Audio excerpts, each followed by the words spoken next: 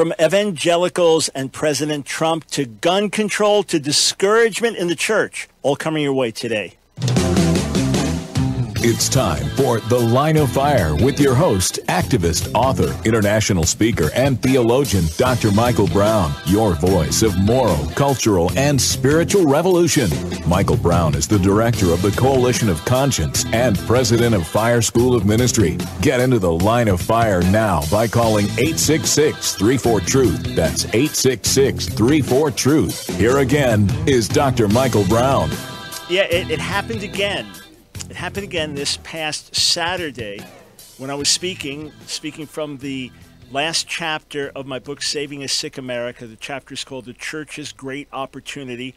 Great crowd squeezed into a great room at a fabulously large church facility near Charlotte, North Carolina. The annual Southern Evangelical Seminary Apologetics Conference, massive conference, thousands of people in attendance. And it happened again as I spoke on this theme of the church's great opportunity. And it's not too late for America.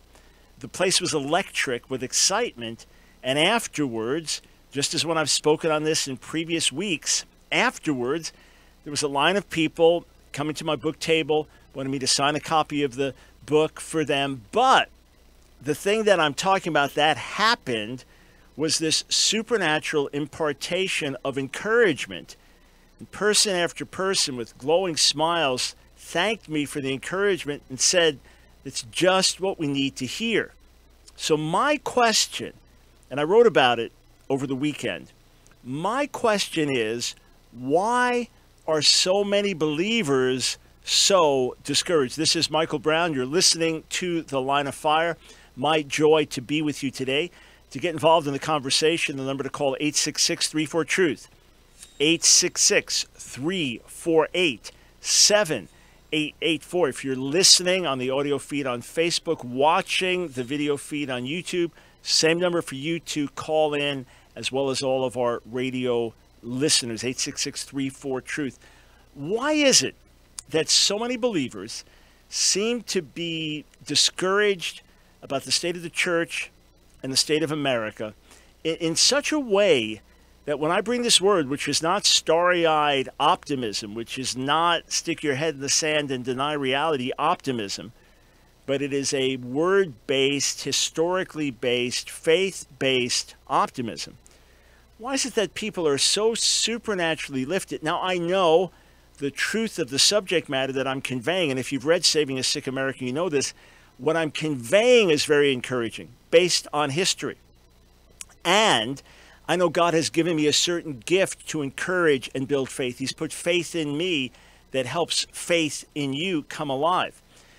But it just seems odd to me that so many believers, people who have good relationships with the Lord, so many believers who are in good churches where their pastors are not bringing negative, destructive, discouraging messages, that in so many cases people are still so discouraged. So I gave it some prayerful thought over the weekend. I'd love to hear your thoughts as well, but we'll be getting into that later in the broadcast. Also, in the next segment, I'm going to dive in with some thoughts on evangelicals and President Trump. And are we selling our soul in support of him, or do we have our eyes wide open? We'll talk about that, and then we will get into a discussion about gun control. There was a gunshot survivor meeting this past weekend. We're going to have a discussion about this, and this will be another place where you can weigh in. So a lot to talk about on the broadcast today. So glad that we can be together at this time of the year, at this time of life, at this season in the world. Man, it would have been amazing to live in certain times during the Bible and see certain things happen firsthand, but I'm thrilled to be alive right now and have this opportunity in America to be a witness in a time when America really needs the gospel. We'll be right back. Don't go anywhere.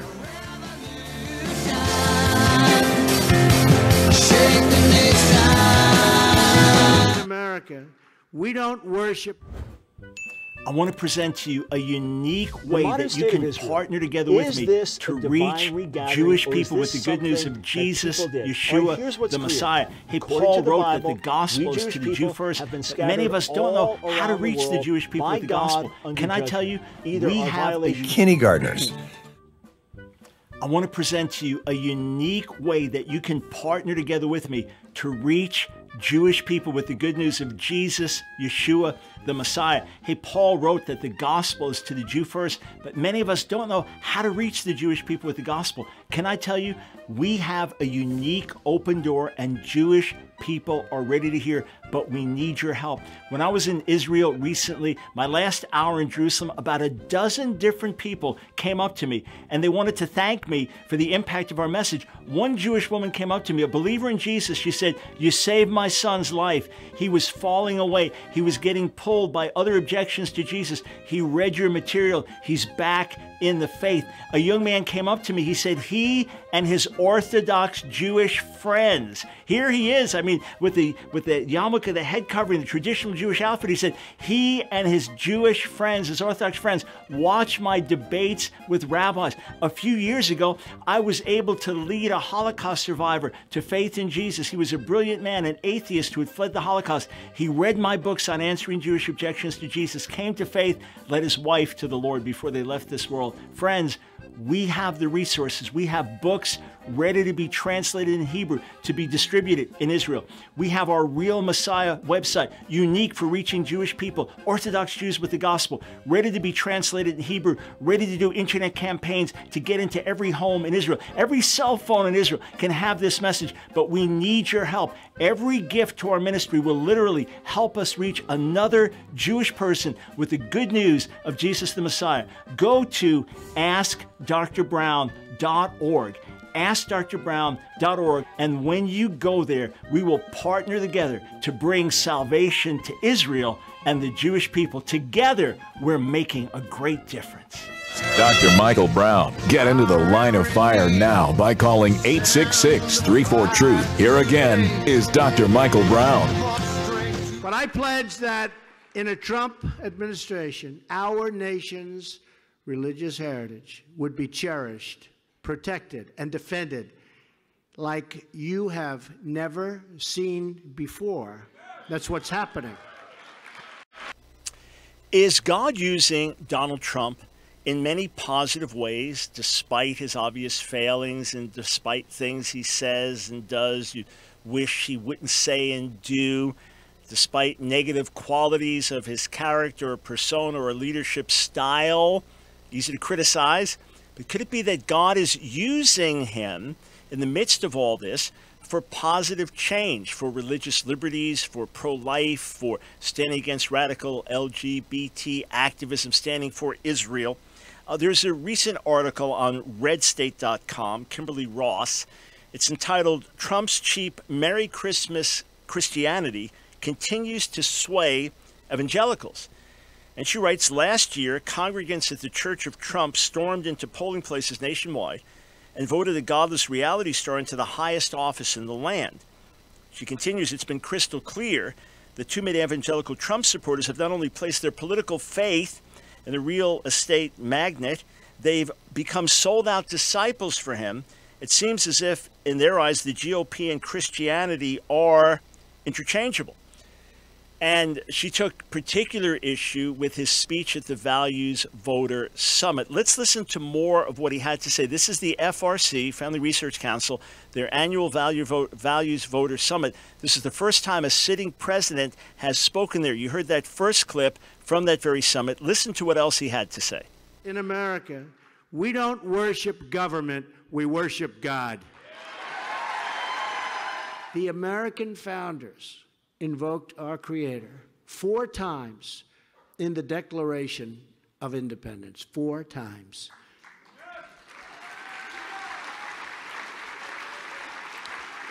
How times have changed, but you know what? Now they're changing back again. Just remember that. We are stopping cold the attacks on Judeo-Christian values. All right. Significant comments. And then he also said this. He mentioned this in his campaign. He brought it up again now because we're in October, talking about Merry Christmas. Listen to what he said. You know, we're getting near that beautiful Christmas season that people don't talk about anymore. They don't use the word Christmas because it's not politically correct. You go to department stores and they'll say Happy New Year, and they'll say other things, and it'll be red. They'll have it painted, but they don't say, well, guess what? We're saying Merry Christmas again. All right, so Kimberly Ross takes issue with that. When he says those words, she says, home run, and the crowd goes wild. She says, the proud, starry-eyed evangelicals who cast their ballot for the Christian in chief believe Trump has miraculously brought faith back to the nation, and that is all that matters. To be candid here, what's happened is that Kimberly Ross has overshot her mark. If she said that too many evangelicals make excuses for the president, if she said that too many evangelicals are putting too much trust in the president to bring about positive change, there could have been validity to those charges. But I don't know anyone, well, maybe one or two people have made some ridiculous statements, but I don't know any leader that looks to Donald Trump as Christian in chief. And those of us who voted for him did so with great hesitation and trepidation and soul searching. Now, many voted enthusiastically, but many of us didn't because we were concerned, because we knew it would be a mixed bag. And basically, we got what we were expecting to get, for better or for worse. Now, we keep praying for him to really know the Lord and grow in the Lord and bear fruit as a follower of Jesus. If he's never truly come to know the Lord, having heard the gospel these many months, we pray that he will. If he's somehow an absolute babe, infant Christian, we pray that he'll grow. All right, I don't see the fruit of him knowing the Lord, but others closer claim there's some relationship. Let God be the judge. Certainly, there is not maturity. Certainly, there is not fruit. We recognize that. But we're getting what we expected. We're getting this guy who is rough and tumble, who is fearless, who is controversial, who's often, in my view, unwise in things he puts out, even divisive, and yet keeping a lot of his promises. Now, certain things he hasn't done yet. For example, he hasn't moved the embassy in Israel to Jerusalem, but he's done other things that have been very encouraging for Israel, even standing up to Iran, and he has a much better relationship with Israel than President Obama did. And certainly he's been consistent in his nominees for the courts, for the Supreme Court and the federal courts, one after another that are excellent. And in addition to that, he has stood up for our religious liberties on a number of different occasions in a number of different ways, and things that Department of Justice is issuing under Attorney General Sessions have been very positive, and some are helping turn back the tide of LGBT activism. In fact, if you noticed on the screen behind the president as he's speaking, it said AFA Action, that's American Family Association. They're branded as a hate group by the Southern Poverty Law Center. They went after me. They went after Ben Carson. I mean, they disqualify themselves day by day. They've gone after FRC as a hate group, and they have blood on their hands because the guy that tried to carry out a massacre at FRC got the information from SPLC. And even the shooter, Steve Scalise, is an avid follower of SPLC from what I understand. And here there are folks very upset reporting that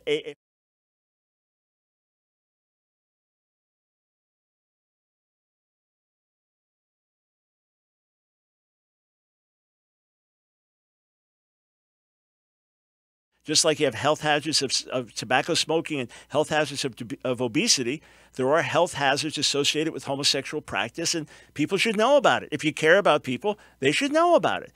Well, there's outrage. How could this be? These were circulated. This further proves that these are hate groups and mass resistance who put the book out. They've been on the hate list since 2008 of SPLC, which in many cases is actually a badge of honor. All that to say that the president has done many things that are positive and that we should appreciate and should commend him for without excusing the things that are wrong. The idea that people are disciples in the church of Trump or looking to him as Christian in chief or buying into this shallow Merry Christmas Christianity, I'm sure some are, but that's the minority. Others that I know, we have our eyes wide open.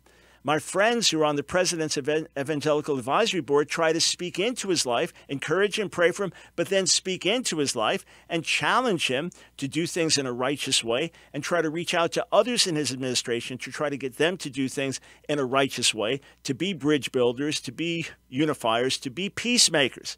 So there may be some who have sold their souls in defense of the president, and I don't mean literally, but figuratively, sold their souls in defense of the president or in turning a blind eye to things that he does where we should say, hey, I don't like that. I disagree with that. I don't want my witness to be hurt, all right, out of association with the president. I support him as our president. I pray for him. I supported President Obama as our president, prayed for him. I militantly differ with him on various stands. I differ with Donald Trump more on some of his ways of doing things in words than on some of the stands that he's taken. But bottom line is, my allegiance is to Jesus. My allegiance is to following God. My allegiance is to what's written in the Word. And to the extent that a leader is in harmony with that, I will encourage them. And when they're not, I will call them to account. That's our role. We do that with our votes. We do that in 100 other ways. So it's this overreaction that concerns me. And look, Merry Christmas, that's not a big deal.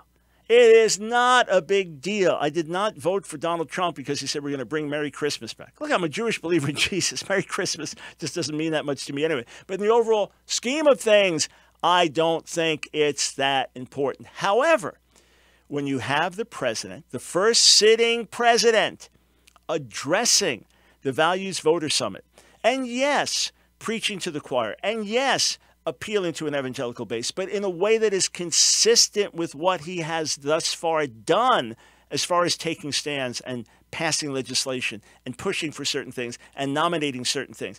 To that extent, yeah, he's preaching to the choir, he's playing to his base, but what do you expect the base to do when he talks about Merry Christmas? Do you expect them to boo? So no, that's a minor thing. When Kimberly Ross says, look, people get all excited about that, it's misplaced, I agree. But in the larger context of the war against religion that's in our culture today, and us having a president, no, not a perfect Christian man, not a model Christian man, maybe not even a Christian man at all at this point, but to have someone say, I'm standing up for you, that's meaningful, and we appreciate it, and we should.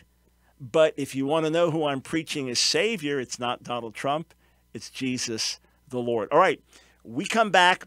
We will take your calls, get your impressions on what I have to say. Do you think we've heard our witness, even by voting for President Trump? Would it have been better not to vote at all or vote for Hillary Clinton?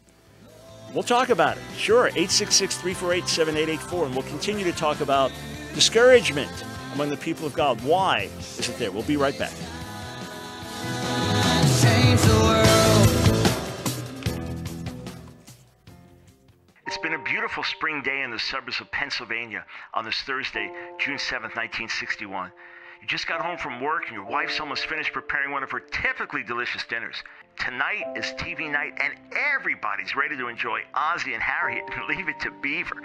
Of course, a live in-person show is incredible. Who could forget your family outing 2 weeks ago when you all drove into Manhattan and saw My Fair Lady on Broadway? But TV has its own unique appeal, especially with shows like Lassie and Andy Griffith and Walt Disney's Wonderful World of Color and Father Knows Best and the Flintstones. And they're all on at night so the whole family can enjoy them together. Well, on this lovely spring night, you're a bit more tired than you realize, fighting to stay awake through the current Beaver episode, even though it's a bit more suspenseful than normal. But this night, you doze off just before the end of the program, and when you wake up a few minutes later, everything's changed. Well, the TV's still there, except it's giant now, flat, hanging on a wall, exploding with colors, and instead of the smiling Cleaver family, it's, no, this can't be real. A nude couple going on their first date? What's happening? In a panic, you look for another channel, quickly figuring out how to use the newfangled remote control you now hold in your hands, but your eyes can't believe what you're seeing. Did I wake up in hell? But something else is different when you look around the room. You're the only one there. Your 15-year-old son is out with his best friend Robbie, who used to be called Robin, back when he was a girl, along with Robbie's 17-year-old brother. They went to see a new movie in the Hostel series where people are tortured to death and mutilated for fun, but hey, at least he's out of the house. It's better than playing Grand Theft Auto for 6 straight hours where your boy's raping women and killing cops on his video screen. Suddenly you wake up with a start. This was all a dream.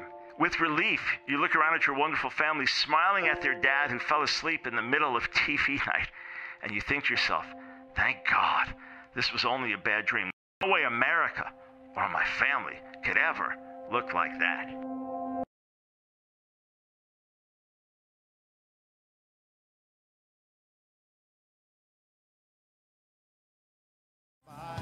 It's The Line of Fire with your host, Dr. Michael Brown, your voice of moral, cultural, and spiritual revolution. Here again is Dr. Michael Brown. All right, how about a little teamwork? 866-348-7884. How about a little teamwork?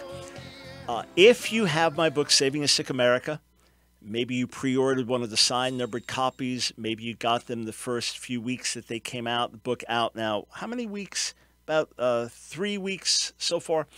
So maybe you got in a copy at your local bookstore or heard me speak at a conference, got the book, wherever it is, downloaded on Kindle, Audible. If you've read the book, please take a minute to post a review on Amazon. If the book blessed you, if it encouraged you, if you found it informative, eye-opening, take a moment to do that. Go to Amazon, post a review there. It's a good way of announcing the book to others. Just a great way to team together. So I write the book, you read the book. If you post the review, that helps others. It can just be one line, a book really blessed. I mean, I'm not putting words in your mouth, but just whatever. Or it could be a paragraph or two if you want to get into things or discuss content.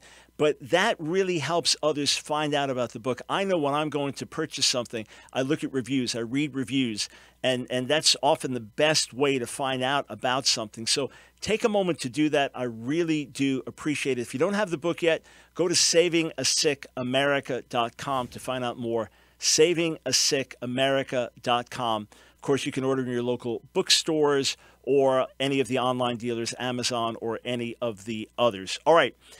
Before I get to this subject of discouragement, I want to get to your calls as well. The idea that the world can tell us what hurts our witness, sometimes it's right and sometimes it's wrong. In other words, there are people that are people of conscience, that I'm talking about worldly, secular people, but they're people of conscience. They're people with certain moral values, obviously needing the Lord and fallen like the rest of us. But they are grieved by hypocrisy. They see things that are double standards, and it bothers them. And when they see that in the church, it bothers them. I'm not Catholic, but certainly the scandal with pedophile priests and things like that terribly, rightly so, hurts the large witness of the Catholic Church. So when we have a scandal with one of our evangelical leaders, a TV preacher, well-known leader, and they're caught in sexual sin or financial sin, of course that hurts our witness, and rightly so, tragically so. It's something all of us need to consider in leadership in terms of the influence we have for good or for bad. At the same time, the world is often giving us advice. If you just change your views on homosexuality, we'd listen to you more. Well, that's not going to happen. If you just change your views on abortion, we'd listen to you more. Well, that's not going to happen. If you just more open to other religions also being true, and you don't just need Jesus, we'd listen to you more. Well, that's not going to happen. It's just like when secular TV is giving the Republicans advice on what to do to improve their cause or get more followers or voters. You think they're not doing that because they care. They're getting that just to get them to cave in.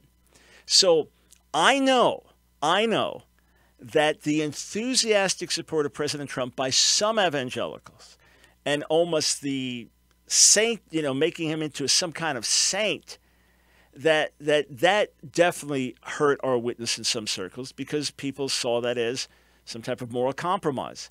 People saw that as hypocrisy.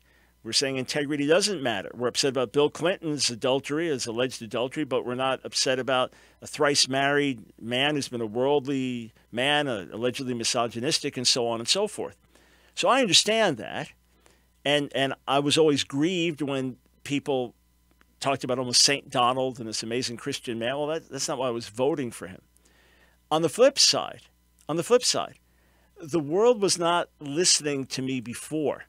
In other words, when I talked about righteousness, when I talked about truth, when I talked about God, when I talked about holiness, the world was rejecting that message before, and now they just have another reason to reject it. So I don't take the world's advice carte blanche. I know sometimes that there's a perspective that's true that I should consider.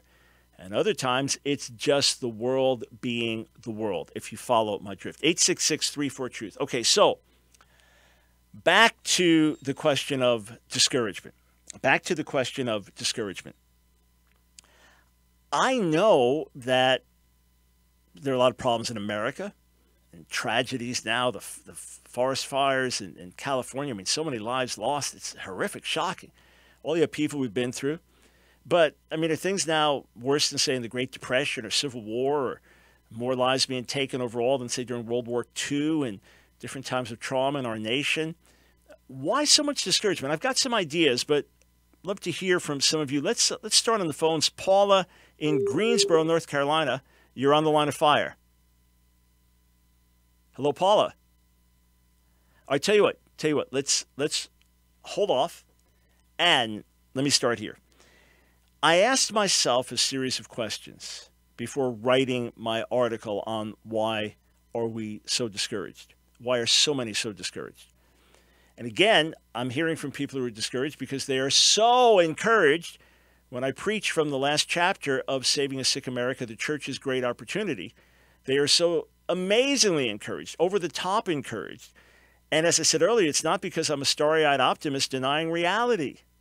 It's not because the sky is falling and I think, oh, isn't that a beautiful display of nature? No, I recognize the problems. And look, I talk about bad news all the time. A lot of you hear about bad news from me. The latest in the sexual revolution, the latest in division in our country, the latest in racial tensions, the latest in natural disasters, the latest in gay activism, the latest in world crises. We're talking about these things all the time, are we not? We are. And yet, I have faith and confidence that God is moving and that we could see an amazing awakening in the days ahead. So why are so many so discouraged? As I thought about it, I feel that a big factor is that we were not wired as human beings to get 24/7 influx of news, information, bad news, horror stories, to see day and night images of death and disaster. Now, I know times in history, people go through hellish war conditions, and they live in traumatic situations. But many, of course, are traumatized for life through those things. You know, how many of our soldiers come back with post-traumatic stress disorder because of what they've witnessed and seen? Now, they're right in the midst of it. But whether it's the shooting in Vegas, within seconds, there it is on the cell phone, the people screaming and running and bodies falling. Whether it's a disaster here, whether it's the results of the forest fires, whether it's the latest shooting here, whether it's whatever we're inundated with day and night, and then the constant negative news. What's wrong with Obama? What's wrong with Trump? What's wrong with Congress? What's wrong with America? What's wrong with this? What's wrong with that? Constant bombardment of it. I think it takes its toll on us. I think that's a big reason why so many are so discouraged, which means we have to wean ourselves from a lot of that. Wean ourselves from a lot of it and get fed and enriched by God's word and truth. Hey, my website, askdrbrown.org, askdrbrown.org. That's the place to go to get encouraged and to get informed. New articles, new videos, post it by the day. Check it out, askdrbrown.org.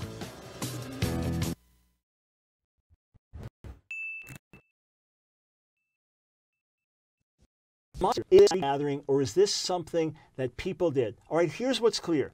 According to the Bible, we Jewish people have been scattered all around the world by God under judgment. Either our violation of the Torah, or not listening to the prophets, or not following the Messiah. We have been scattered around the whole world. There's hardly a nation in the world where Jewish people have not lived. that is under divine judgment. Now we have all been regathered and brought back to the land. More than 6 million Jews living in the land of Israel today. Was that done by human power? Was that done by nations just building other nations, and it's another form of colonialism? No, no. Here's why. When God opens the door, no one can close it. When he closes the door, no one can open it. When he blesses, no one can curse. When he curses, no one can bless. When he smites, no one can heal. When he heals, no one can smite. When he scatters, no one can regather. If we are regathered after being scattered around the world after almost 2,000 years, there's only one answer. God himself did it.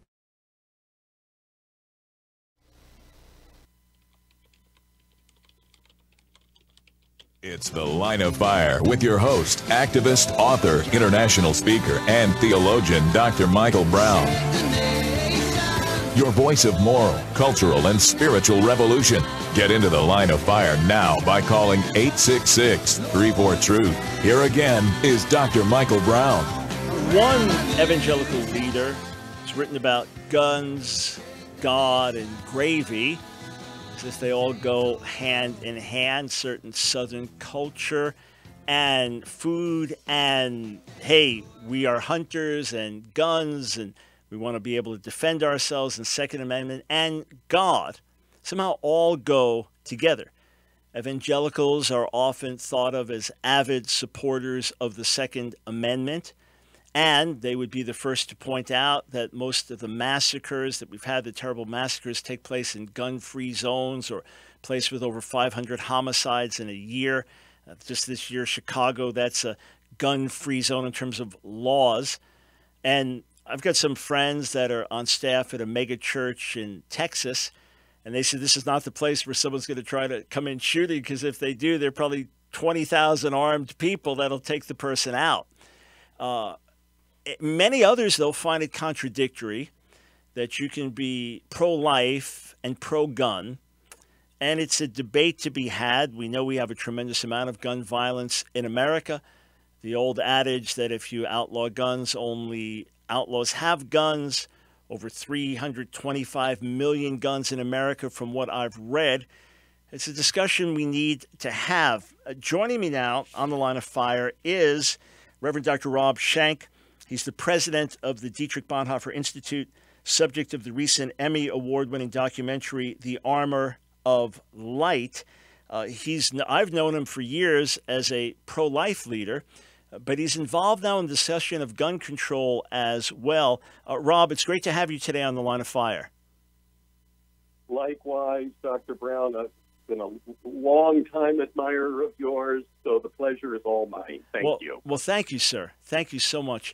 What is your position now on gun control, just to introduce the subject, and how does it tie in with your larger pro-life vision? Well, for me, this is a moral and ethical question. This is a question for a Christian to answer in the depths of our souls and our consciences, because it has to do with the taking of human life. Even in a defensive situation, there is still a life that will likely be lost on one side or the other. And that, to me, is a question of paramount moral concern for the believer. So this really isn't about the Second Amendment to me. It's more about the Second Commandment. It's who will have the final say in the life of the believer, including when and how I defend myself or others, and who dies in that equation. All right. Now, your role as president of the Dietrich Bonhoeffer Institute, I would assume, puts you in harmony with Dietrich Bonhoeffer's philosophy. Is that correct? Yes. Well, we would hope. We would hope. Okay. We would hope. All right. So just in a minute, and then we'll unpack this on the other side of the break. Is it ever right to forcefully resist evil, as Bonhoeffer sought to do with the Nazis in Germany? Well, I think Bonhoeffer would have said there's no consistent rule on that question. It has to do with all the little details behind that question. What is happening? What is the threat? Who is involved? What are the possible solutions to that problem? Bonhoeffer was very big on asking the question, what is the will of God in this instant, in this moment of time, in this circumstance, as compared to, say, a list of rules and regulations, which he said never apply to the Christian. All right, got it. So we have the questions on the table. Am I justified in taking a life to save my life? Am I justified in stopping someone with my own power who is potentially going to kill others? Is there an abuse of the Second Amendment? Does it contradict the Second Commandment? We'll see.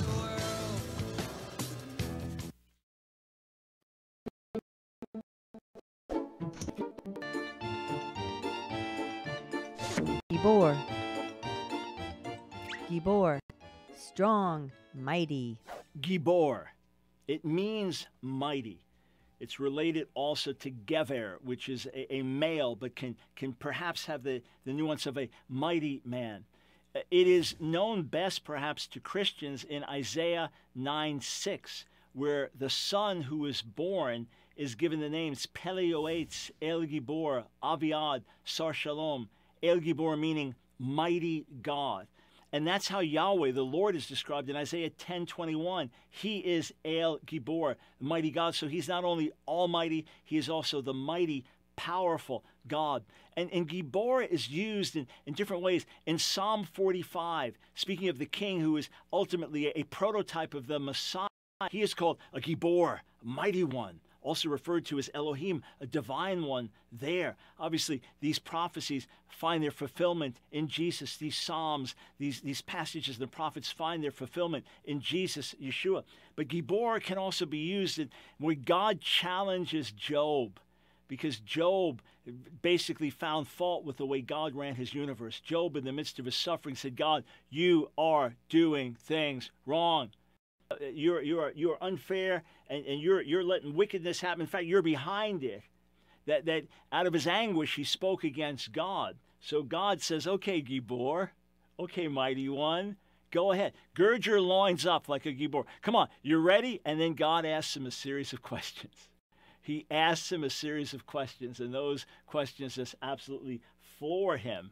And it's interesting, when he's born, it's said that or when it's conceived, a gever is conceived. So again, related to that, Job the gever, Job this man, this strong man, Job this one who ultimately is going to be a Gibor fighting against God. God says, okay, answer these questions, and Job is quickly humbled. 866-34-TRUTH. Here again is Dr. Michael Brown. Thanks, friends, for being part of today's broadcast. If you'd like to weigh in with your own position on guns and believers, 866-34-TRUTH, 866-348-7884. As you know, I'm not a gun owner myself. I'm not part of the NRA. I've never been, if you're going to bring on someone on TV to debate the Second Amendment, I'm not the guy.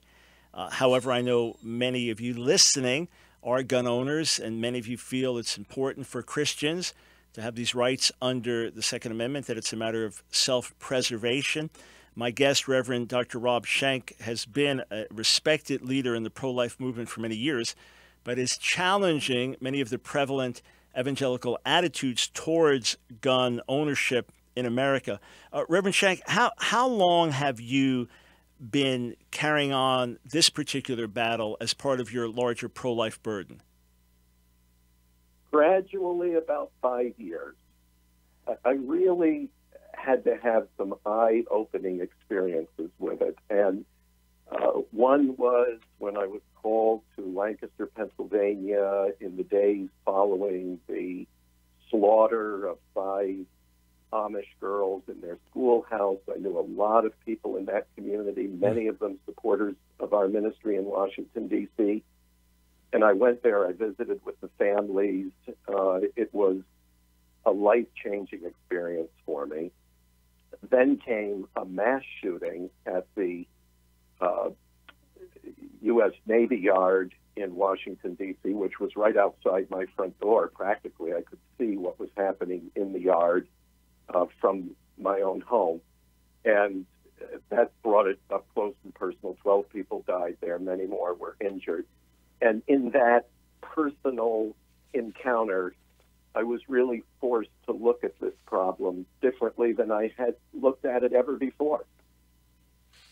All right, so you know the arguments both ways, and obviously you're getting a lot of flack for this and a lot of pushback over it. I'm looking at an article, Meet the Good Guy with a Gun, who stopped a mass shooting at Nashville area church.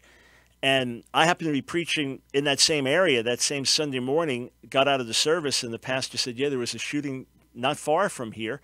And here's a guy that, according to all the reports we have, was able to short circuit this guy from killing many others. So his having access to a gun was something that apparently saved many lives. The shooting, for example, at a church, well-known church in Colorado, years back, when it was a security guard that was able to take someone out before they killed more people. You know these arguments, and people would say, well, Washington, D.C. has strict gun control laws, so what we need is guns to be able to defend ourselves against these slaughters. What's your response to that? Yeah, and those are very legitimate arguments to be made, and they're more than arguments because they're real life. And I can only sit back and say, thank God that those people were in position in those two churches and in other places to act as they did. I don't think that absolves us from looking at these situations critically, scripturally, looking at historic Christian experience, moral instruction, and so forth, and saying, okay, we did the best we could in that instance, and that's to be applauded, and we can be very grateful for it. But then we have to stand back and say, is there any better way to approach this than in that way?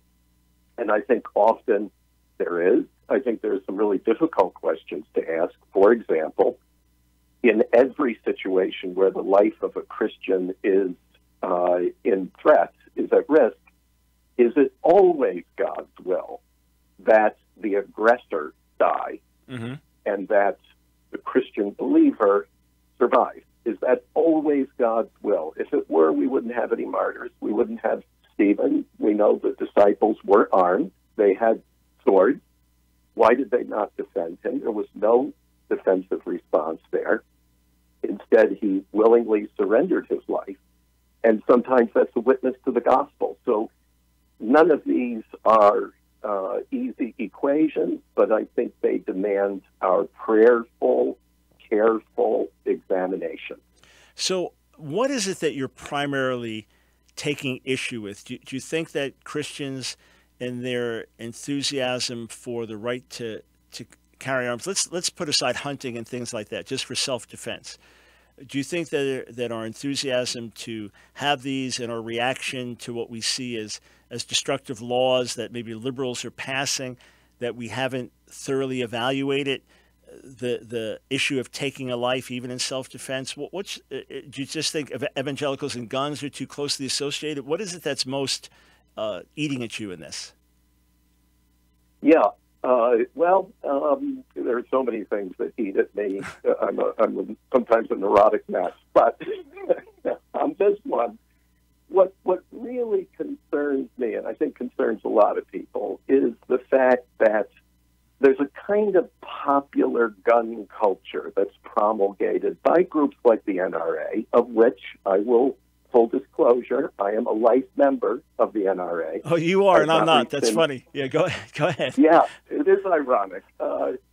And I do think the NRA started out as a certain kind of group, morphed into something different, and is now promoting a kind of popular, sort of almost bravado that says you ought to be the most powerful person in the equation. Don't let anybody ever threaten you.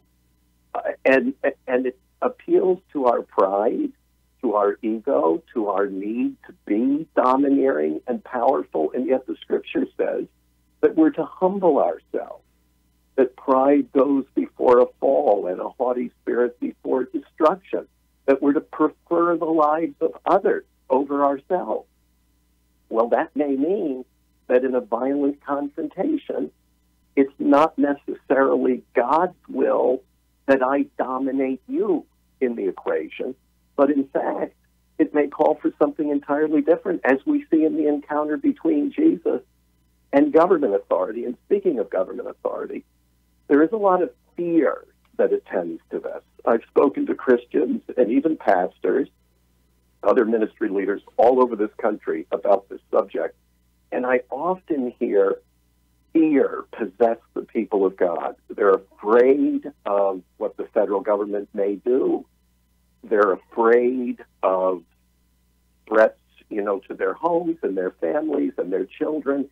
And fear, I've argued that fear should never be a controlling element in the life of a Christian, because our confidence is somewhere else. Now, I don't suggest that we're naively dismissing all the real threats that exist in the world, but we can become possessed by fear, and I think that's antithetical to faith. Got it. So you're not advocating irresponsibility, but you are concerned that we could get caught up in the latest conspiratorial threat that the government's going to come in and do this and that.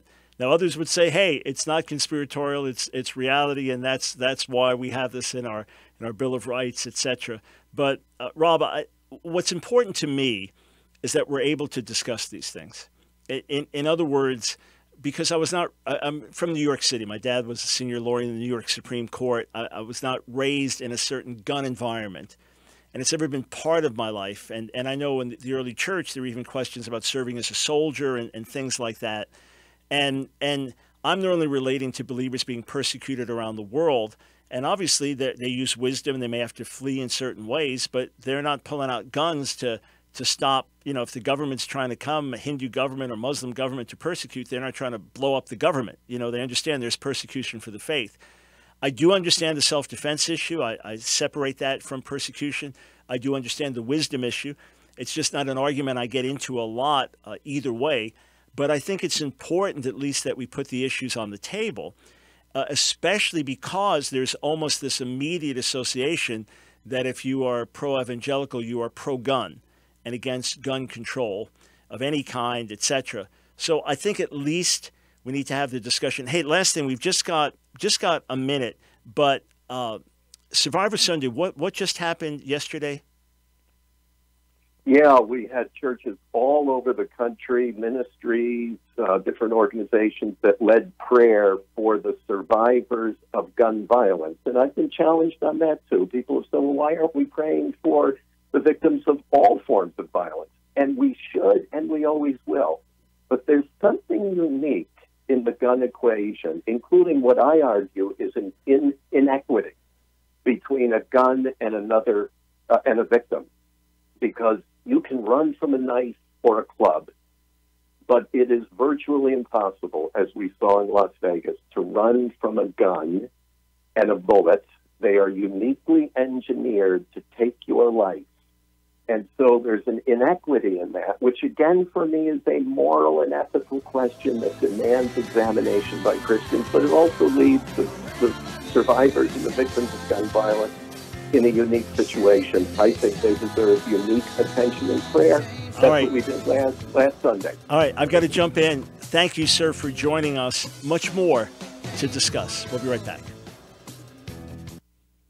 You don't need a PhD to know that our world is in serious trouble. All it takes is one glance at your social media feed to see that we're at a critical time, not just in our nation's history, but in world history. And this generation of believers is facing an unprecedented barrage of attacks against the truth of the gospel, and they're coming from 1,000 different directions. If ever there was a time for the body to speak out, to raise a righteous standard, and to be a beacon of hope in the midst of a sea of despair, now is that time. Through preaching and teaching and radio and writing and social media, God's given us a voice. I mean, by His grace, many, many lives have been impacted for the gospel around the world. So it's for that reason I want to take you behind the scenes here at Ask Dr. Brown, let you know about some of the exciting projects we're involved in, and share with you how you can help us fulfill this great mandate from the Lord in this battle for the hearts and minds of a whole generation. Over the last several months, our studio has undergone a massive overhaul.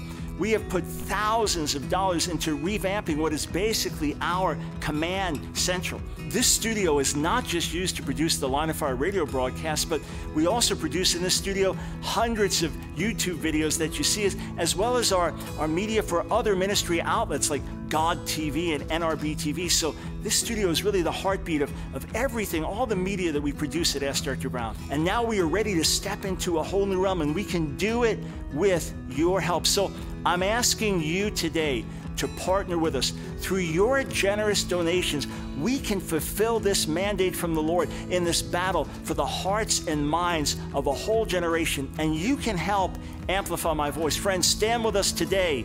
Together, we're making a difference.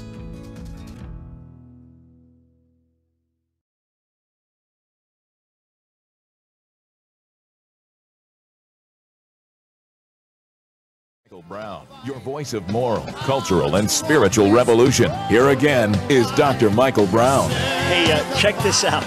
Check this out. I'm not going to mention the guy's name or anything, but we got our first hate mail on our GoFundMe campaign. I'll tell you in a moment how to connect with us there. I'm not going to mention the guy's name or anything, but he's got his picture. It's quite an interesting picture.